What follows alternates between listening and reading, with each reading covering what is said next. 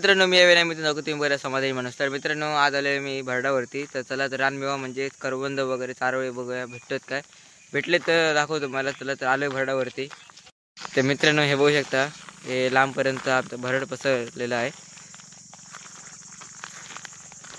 मित्रांनो पलीकडच्या साईडला पण जाणार असतो, पण त्या ठिकाणी कोणीतरी आग लावली त्यामुळे झाडं सगळी जळून गेली.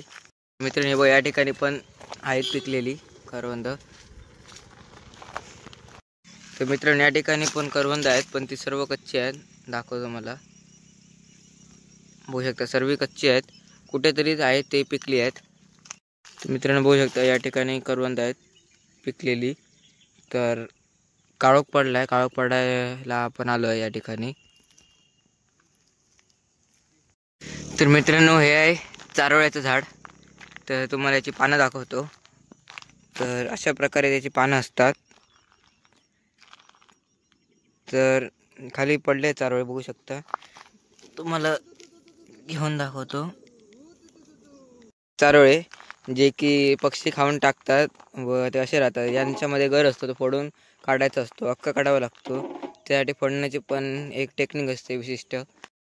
तर मित्रांनो या ठिकाणी बघू शकता, या ठिकाणी आपण पिकले, काळोख पडलाय भरपूर.